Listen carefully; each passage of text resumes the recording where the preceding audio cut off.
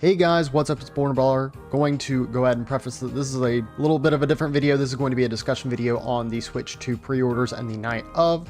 The main reason I'm making this video is that I was watching the Kate and Krista podcast / just their videos in general, and they were mentioning that Nintendo actually does kind of pay attention to these specific videos about people's experience on the night of pre-orders, like what all happened and how they can further like feedback and stuff like that.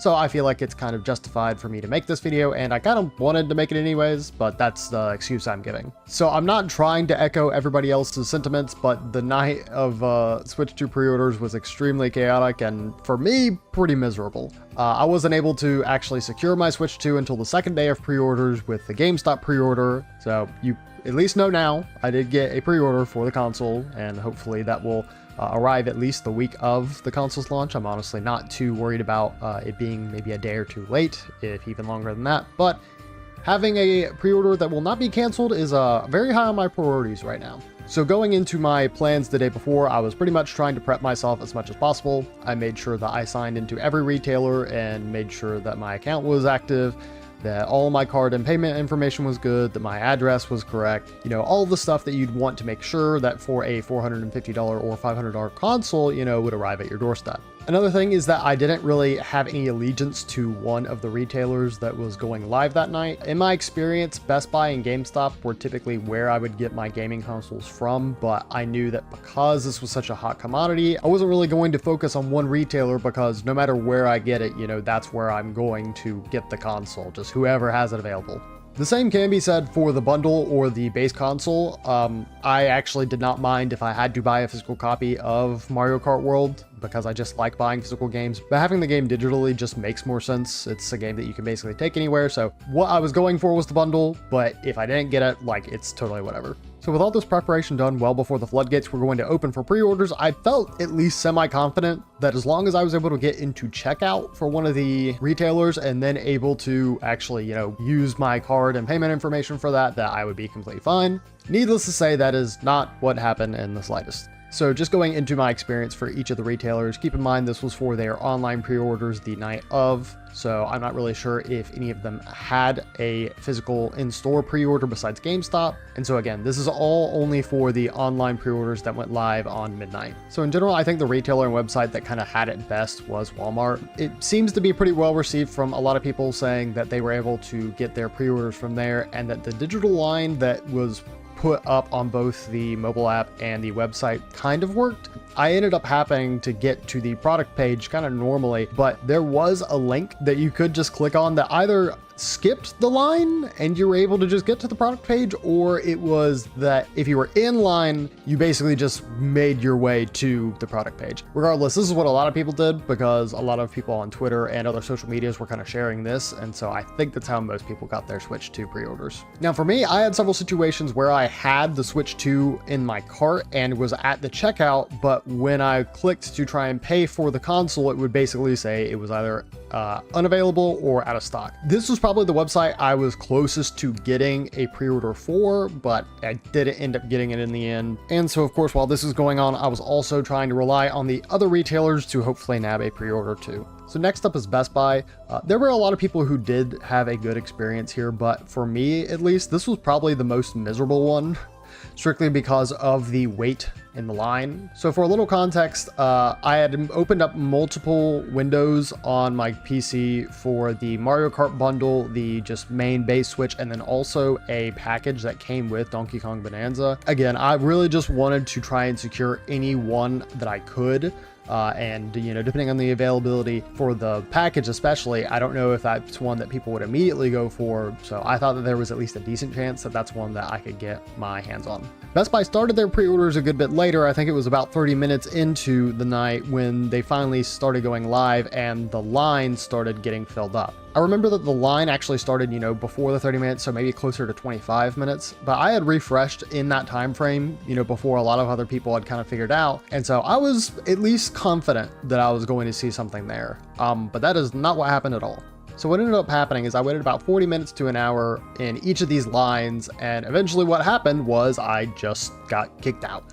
It took me back to the cart with absolutely nothing in it. So all I could do is get back in line and either hope that my spot was kept, or if it wasn't, that at least I would be able to try and get another pre-order. This happened on 3 occasions for all 3 of the listings, and the process was the same each time. I would just get sent back to the cart and nothing would be there. I do want to try and give Best Buy some benefit of the doubt, because just like Walmart, it seemed like they at least had their system well established before the pre-orders went live. But for me, it was absolutely deflating, because I was pretty confident that, you know, being there early on, I would at least be able to get a pre-order, assuming that I was waiting in the line. And then I was just told that, nope, you weren't, so get back in line and, you know, hope that you actually get the pre-order.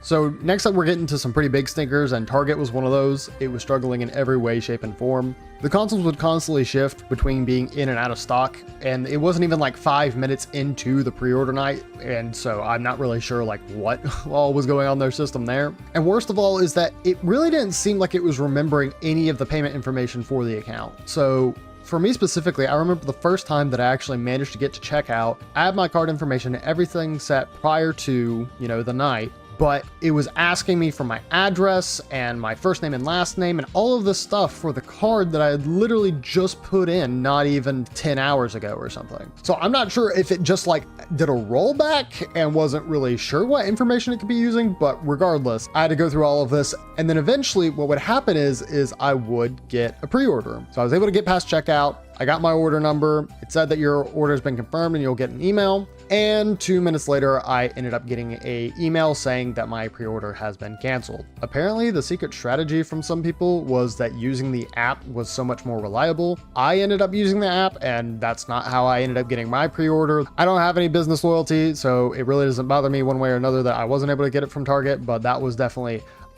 really upsetting that I had to continue the war for a Switch 2 pre-order. And last on this list, we have GameStop.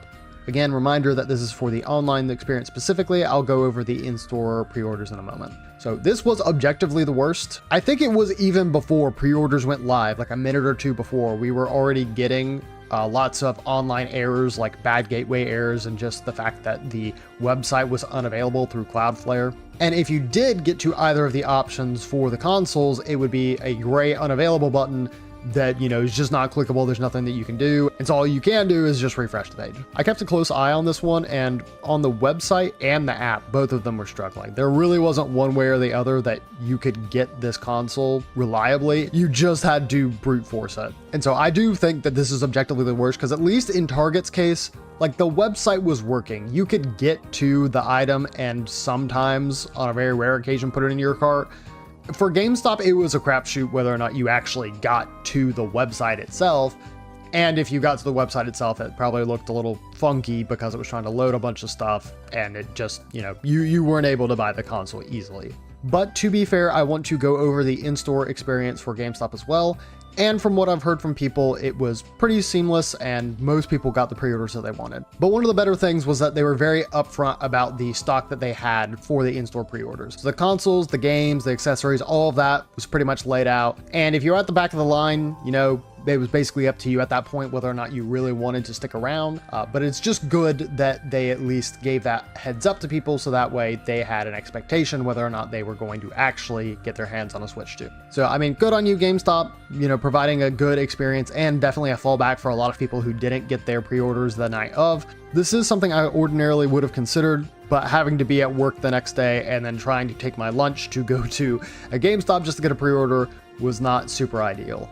So as you already know, I did not get a pre-order on the night of. I waited on the Best Buy line until everything just said it was sold out. And I did have one console still in my cart at Walmart.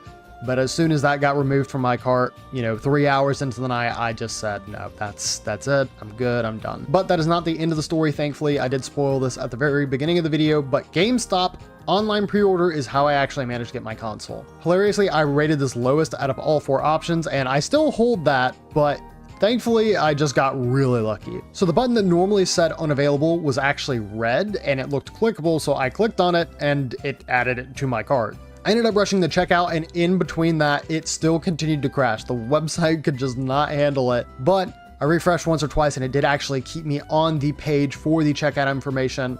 Again, I'd already looked at GameStop prior to make sure all of my information was fine. I ended up clicking to continue, and I did get an order confirmation for the Switch 2. Now, I didn't get my email confirmation until 20 to 30 minutes after the fact, so in that gap, I was kind of stressed, thinking that it was going to be canceled like the Target order, but so far everything seems to be okay. I did also have an opportunity to go by my local GameStop to kind of ask a little bit about the pre-order process, and especially about cancellations. Right now, it seems like they're really only being reserved for suspicious accounts that are likely to be bots, and that if you do happen to be caught in the ban wave of pre-orders being canceled, that you should contact GameStop support. And as long as you have an account that has been, active for a good bit, reach out to them and they should be able to secure you and honor the pre-order.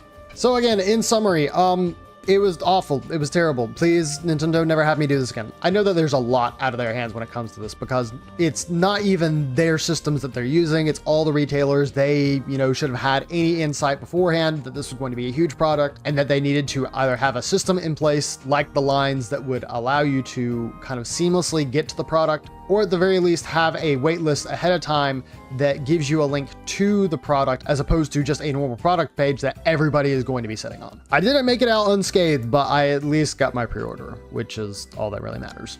Now, if you are watching this with a little doom and gloom in your heart and you didn't manage to get a pre-order, please know that there will be extra waves of pre-orders for Nintendo Switch 2. Basically from the retailers. I can't really tell you for certain which ones are going to have what, but Walmart in particular seems to have consoles appearing daily. So I would just keep tabs on social media like Wario64 or Nintendo, as they've been pretty good at getting information out whenever their pre-orders available. But in my opinion, your best bet is to go to the My Nintendo Store pre-orders, as they will be available on May 8th. This was a first come first served service, and it's been a while since these have opened. I still highly suggest that if you do not have one, you still be on this waitlist, so that way you might be able to secure one prior to the launch of the Switch 2. There was a caveat, of course. They said that they had so much interest in the Switch 2 that even if they were able to fulfill the pre-order, that they might still not be able to ship it out until after the release date of the console. Again, beggars can't be choosers. If you really are adamant about having a Nintendo Switch 2 at least close to launch, then that's probably going to be your best bet. And I'll leave a link in the description for those people who are interested in trying to procure a Switch 2 this way. But I need to stop yapping. Thank you guys so very much for watching. Hopefully you're having a fantastic night or day wherever you may be, and I hope to see you next time. See ya!